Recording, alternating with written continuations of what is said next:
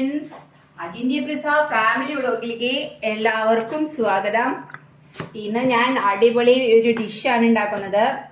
പിന്നെ ഇന്ന് നിങ്ങളെല്ലാവരും വാർത്തയിൽ കണ്ടിട്ടുണ്ടാവും, ഇന്ധനക്ഷാമം മൂലം എന്താ പറയുക, ഗ്യാസ് ഒന്നും ഇല്ല. പിന്നെ അതേപോലെ ഹോട്ടലുകളെല്ലാം അടച്ചിടുക എന്നൊക്കെ പറഞ്ഞില്ലേ. ഇവിടെ നമ്മളെ വീട്ടിലായതുകൊണ്ട് ഇന്നൊരു ഫിഷ് ബിരിയാണി വെക്കാന്നാണ് വിചാരിക്കണത് കേട്ടോ. നമ്മൾ ഒരു ആവോലി എന്ന് പറഞ്ഞൊരു മീൻ വാങ്ങിച്ചിട്ടുണ്ടായിരുന്നല്ലോ. അപ്പോൾ ആ മീനിന്റെ കുറച്ച് ഞാൻ ബാക്കി വെച്ചിട്ടുണ്ടായിരുന്നു. പിന്നെ നമ്മളിവിടെ കുക്കിംഗ് ഒക്കെ ഇത്തിരി കുറച്ചു, രാവിലെ വെച്ചത് തന്നെയാണ് ഞങ്ങളിപ്പോൾ ചൂടാക്കണ പോലും ഇല്ല. മിക്കവാറും ദിവസങ്ങളിൽ ചൂടാക്കാതെ തന്നെയാണ് നമ്മൾ കഴിക്കുക. അപ്പം പരമാവധി കുക്കിംഗ് കുറച്ചുകൊണ്ടുള്ള ഒരു പരിപാടികളാണ് നമ്മളിപ്പോൾ ചെയ്തുകൊണ്ടിരിക്കുക കേട്ടോ. അപ്പം നമ്മൾക്ക് എന്താ വെച്ചാൽ ഇന്നത്തെ വീഡിയോയിലേക്ക് പോവാം. പിന്നെ ഭക്ഷണം ആർക്കെങ്കിലും കിട്ടാതുണ്ടെങ്കിൽ എന്നെ കോണ്ടാക്ട് ചെയ്യൂ. എല്ലാവരും കൂടുന്നു ഞാൻ ഫുഡ് തരുന്നതായിരിക്കും എൻ്റെ ഫിഷ് ബിരിയാണി. ഇങ്ങനെ നന്നായി ചൂടായിട്ടൊക്കെ വന്നിട്ടുണ്ട്. ചൂടായിട്ട് വന്നുകൊണ്ടിരിക്കുന്നതിനിടയിൽ നമ്മളൊരു പൂവ്, പിന്നെ തണ്ട്, പിന്നെ ഒരു കുറച്ച് കറിയാമ്പൂ ഒക്കെ നമ്മൾ ഇടണം. അപ്പോഴാണ് അതിൻ്റെ ഒരു ടേസ്റ്റ് ഒക്കെ നിൽക്കുക. കുറച്ച് പെരിഞ്ചീരകം അങ്ങ് ചേർത്ത് കൊടുക്കണം കേട്ടോ. എൻ്റെ ബിരിയാണിയിൽ എപ്പോഴും പെരിഞ്ചീരകം അത്യാവശ്യം ഉണ്ടാവും. സവാള ചേർത്ത് കൊടുക്കണം അത്യാവശ്യം.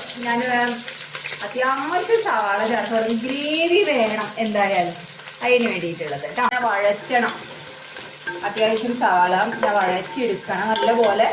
ഈ സവാള നല്ലപോലെ വഴറ്റുന്നതിനാണ് ഇതിൻ്റെ ഒരു ടേസ്റ്റ്. അത് ഞാൻ ഒരുപാട് തവണ ഫിഷ് ബിരിയാണി വെച്ചിട്ട് എൻ്റെ സ്റ്റൈലിൽ ഫിഷ് ബിരിയാണി വെച്ച് ഞാൻ വീഡിയോ പോസ്റ്റ് ചെയ്തിട്ടുണ്ട്. അപ്പോൾ നിങ്ങളതൊക്കെ ഒന്ന് കണ്ടു നോക്കണം കേട്ടോ.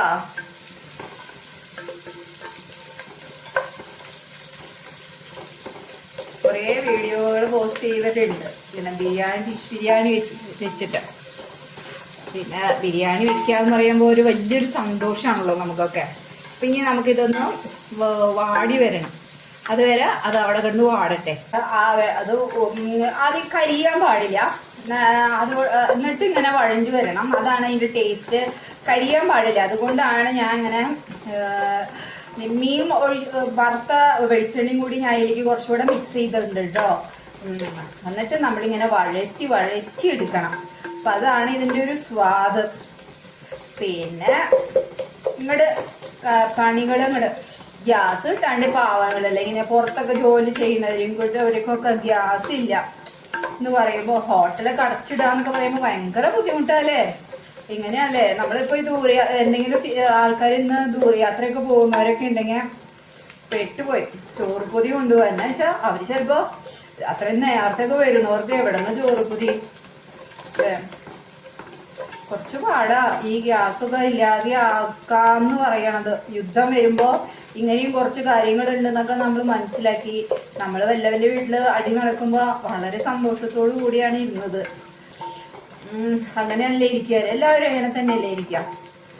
എല്ലാവരും എന്താ പറയാ, ഞങ്ങളുടെ ഇവിടെ പണ്ടൊരു സമയത്ത് അപ്പുറത്തെ വീട്ടില് ഒരു അച്ഛൻ കള്ളു കുടിച്ചിട്ട് വന്നിട്ട് എന്താ പറയാ, അച്ഛനും മോനും ഭയങ്കര അടി. എന്നുവെച്ചാൽ നമ്മുടെ ഒരു റെസിഡൻഷ്യൽ ഏരിയ ആയതുകൊണ്ട് തന്നെ ഇങ്ങനെ ഒരു സംഭവം നടക്കുമ്പോൾ നമുക്ക് ഭയങ്കര സ്ട്രെസ്സായിരുന്നു. ഡും ഡും എന്നൊക്കെ ഒരു ശബ്ദമൊക്കെ കേട്ടു. എന്നിട്ട് ഭയങ്കര പേടിയായി. നമുക്ക് പേടിയായി, വിഷമായി. അവർക്ക് എപ്പോഴൊന്നും കുഴപ്പമൊന്നുമില്ല, അവർ അടിപൊളിയായിട്ട് നടക്കണം കേട്ടോ. പക്ഷെ ആ ഒരു നമ്മൾക്ക്, അതുകൊണ്ട് ഞാൻ പറഞ്ഞു വന്നത് എന്താണെന്ന് വെച്ചാല്, അയൽപക്കത്ത് യുദ്ധം നടക്കണമെന്ന് പറഞ്ഞിട്ട് നമുക്ക് ആർക്കും സന്തോഷമൊന്നുമില്ല.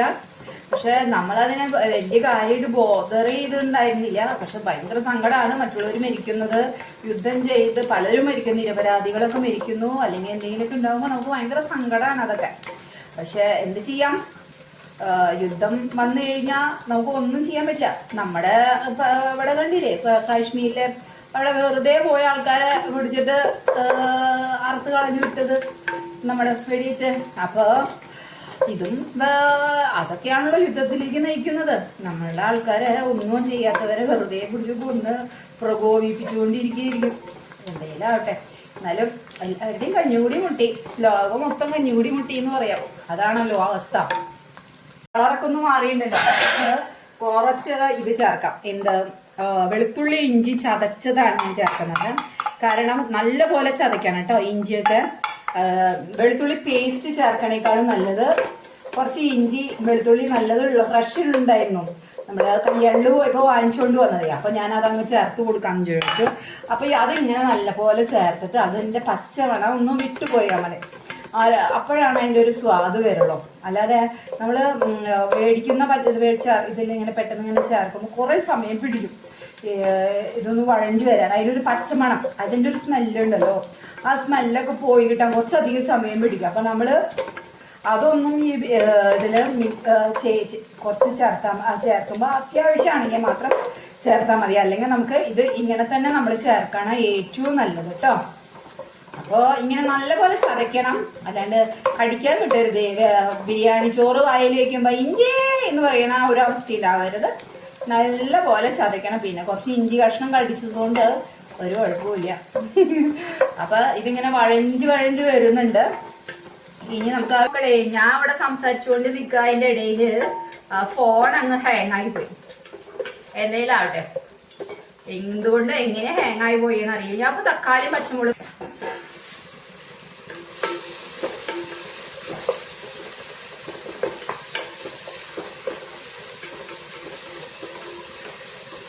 ഇങ്ങനെ ഇളക്കിക്കൊണ്ട് നിൽക്കുകയാണ്. ഇത് ശരിക്കും നമുക്ക് ഈ നമ്മുടെ തക്കാളി ഉണ്ടല്ലോ, തക്കാളി ഒന്ന് അരച്ച് ചേർക്കുകയാണെങ്കിൽ പെട്ടെന്ന് വഴഞ്ഞൊക്കെ കിട്ടും കേട്ടോ. ഞാൻ ആ ബുദ്ധി അങ്ങോട്ട് പോയില്ല. എന്താ ചെയ്യാം, ബുദ്ധി അങ്ങോട്ട് കിട്ടിയില്ല. തക്കാളി നല്ലപോലെ വഴഞ്ഞ് വരണം. അതിൻ്റെ ഒരു കാരണം തക്കാളി അതിൽ കണ്ടതുകൊണ്ട് നമുക്ക് പ്രശ്നവുമില്ല. തക്കാളി നല്ലപോലെ വഴഞ്ഞു വരുമ്പോഴാണ് ആ ഒരു ടേസ്റ്റ് ഉണ്ടാവുക. ഭയങ്കര ടേസ്റ്റ് ആയിരിക്കും മക്കളേ. ഞാൻ ഇതിൽ അണ്ടിപ്പരിപ്പൊന്നും ചേർക്കണില്ല, ചിലപ്പോൾ ചേർക്കൂട്ടാ. മനസ്സ് അപ്പം ആ നിമിഷം എങ്ങനെയാണെന്ന് വെച്ചാൽ അതുപോലെ. അത് എൻ്റെ ഫോണ് പെട്ടെന്ന് സ്വിച്ച് ഓഫും ഹാങ്ങും ഒക്കെ ആയിപ്പോയി. എന്തുണ്ടായെന്നറിയില്ല. ഞാൻ ഇവിടെ സംസാരിച്ചുകൊണ്ടിരിക്കുമായിരുന്നു. അപ്പം അങ്ങനെയൊക്കെ പ്രശ്നങ്ങൾ വരും. നമ്മൾ ഇവിടെ സത്യം ആയി പഴുത്തത് ചേട്ടാ. അത് കേട്ടോ ഞങ്ങളുടെ മൂവാണ്ടമ്മ ടെങ്കട്ടക്ക ചേട്ടാ. മാമ്പഴം ചെത്തണമെന്ന് പപ്പായൊക്കെ ചെത്തി വെച്ചോട്ടെന്നെ, അല്ലെങ്കിൽ പപ്പായ നാളേക്ക് അത് പഴുക്കും. എന്നിട്ട് ചെത്തിയിട്ട് നമുക്കത് ഫ്രിഡ്ജിലേക്ക് വെക്കാം. അങ്ങനെ ഇത് നല്ലപോലെ വഴഞ്ഞു വരുന്നുണ്ട് കേട്ടോ. ഒന്ന് മൂടി വെച്ചിട്ട് ഒന്ന് ആളെ വെച്ചതിന് ശേഷം ഇപ്പൊ ഏതാണ്ടൊക്കെ ആയിട്ടുണ്ട് കേട്ടോ. ഇനി നമുക്ക് പൊടികൾ ഇട്ട് തുടങ്ങാം. കാര്യമായിട്ട് തന്നെ ഞാൻ മറ്റേ മേടിക്കുന്ന പൊടികളൊന്നും ചേർക്കില്ല കേട്ടോ. വേറെ എൻ്റെ മഞ്ഞൾപ്പൊടി മേടിക്കുന്നത് തന്നെ, കാശ് കൊടുത്ത് മേടിക്കുന്നത് തന്നെ മഞ്ഞൾപ്പൊടി. എന്നാലും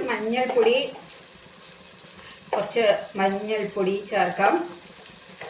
അതേപോലെ തന്നെ മല്ലിപ്പൊടി കണ്ടോ, മല്ലിപ്പൊടി ചേർക്കാം. ഇത് അളവൊന്നും പറയാറില്ല. ഞാൻ പറഞ്ഞ അളവ് എന്നിട്ട് തെറ്റിയ എൻ്റെ അളവ് തന്നെയാണ് ഞാൻ എൻ്റെ ഇഷ്ടത്തിനാണ് അതാണ് കറക്റ്റ്. പിന്നെ ഇതാ ഒരു സ്പൂൺ മുളക് പൊടി.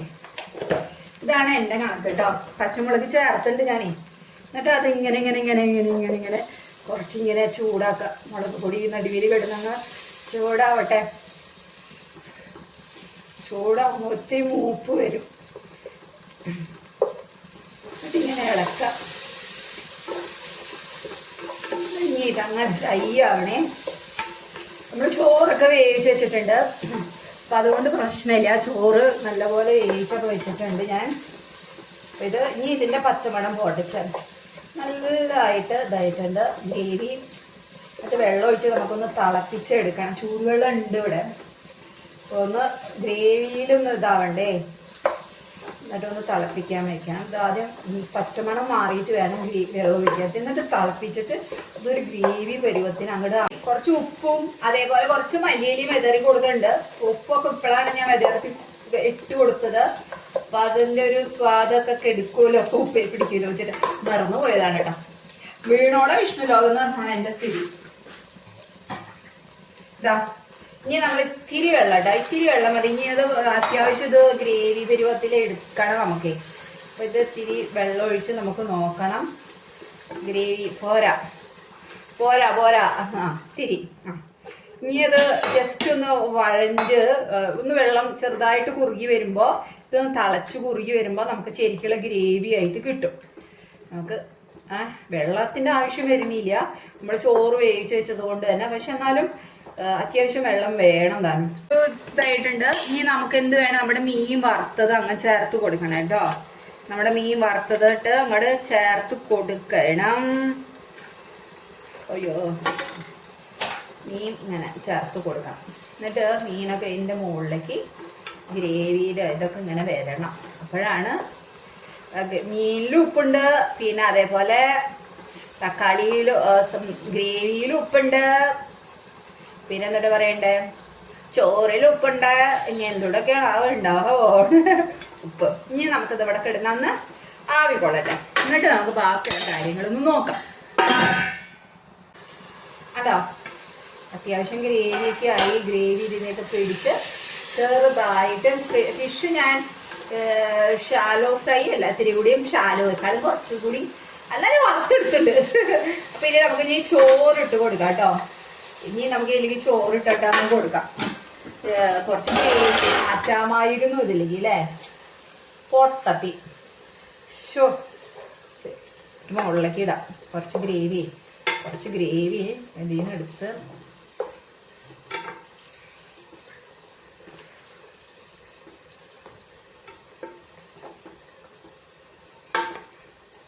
മീൻ കഷ്ണം എടുത്താലോ, രണ്ടെണ്ണം. 2 മീൻ കഷ്ണം എടുത്തിട്ട് മുകളിലേക്ക് കൊണ്ടുവയ്ക്കാം. 3 താഴെ. ഇപ്പം ശരി. ഇപ്പം ശരി, ഒക്കെ ശരിയായി. കുറച്ച് മല്ലിയില കറി കൊടുക്കാം. എന്നിട്ട് നമ്മുടെ ചോറിട്ട് കൊടുക്കാം. ചോറ് അങ്ങനെ ചോറ് ഉണ്ടോ, ഇതേപോലെ ഇങ്ങനെ ചോറിട്ട് കൊടുക്കണം. ദമ്മാണ്, ദമ്മ് എൻ്റെ ദമ്മാണ്. ഇങ്ങനെ പരത്തിയിട്ട് കൊടുക്കണം കേട്ടോ. അയ്യോ, ചോറ് പോയി കഴിഞ്ഞാൽ ഊണ് കഴിക്കാൻ ആൾക്കാരുണ്ടെന്നല്ലേ പറയാ. ഇങ്ങനെ പോയി കഴിഞ്ഞാൽ തികയില്ല, ആൾക്കാർ ഇഷ്ടം പോലെ വരും എന്നാണ് പറയാ. തികയാവോ? തികയാണ്ടിരി ആൾക്കാർ വരുന്നോണ്ട് എനിക്ക് പ്രശ്നമില്ല. ഇനി നമുക്ക് ഈ ദമ്മിൻ്റെ അവിടെ ഇവിടെ ഒരു മീൻ വെച്ച് കൊടുക്കാം. പിന്നെ ഇവിടെ ഒരു മീൻ വെച്ച് കൊടുക്കാം കേട്ടോ. എന്നിട്ട് അത്യാവശ്യം ഇങ്ങനെ ദമ്മിൻ്റെ അവിടെ ഇങ്ങനെ ചാറ് ഇങ്ങനെ കൊട്ട് കൊടുക്കാം. പിന്നെ ഈ നമുക്ക് മല്ലിയല്ല ഇങ്ങനെ വെതറി കൊടുക്കാം കേട്ടോ. അങ്ങനെ ദമ്മങ്ങ് തുറന്നു കേട്ടോ. അടിപൊളിയായിട്ടുണ്ട്. ഈ പറഞ്ഞാൽ ഇതൊരു ഉച്ചയ്ക്ക് തുറന്നാൽ മതി, പക്ഷെ ചേട്ടന് ചോറ് കൊണ്ടുപോണ്ടേ, ചേട്ടന് കൊടുത്തേക്കണ്ടേ. അപ്പം ഇതൊക്കെയാണ് എൻ്റെ ചോറും ബിരിയാണിയും ഒക്കെ റെഡിയായി സെറ്റായണ്ട് കേട്ടോ. അപ്പം എല്ലാവർക്കും Achinthi Prasad family vlog signing off. Tata, bye by.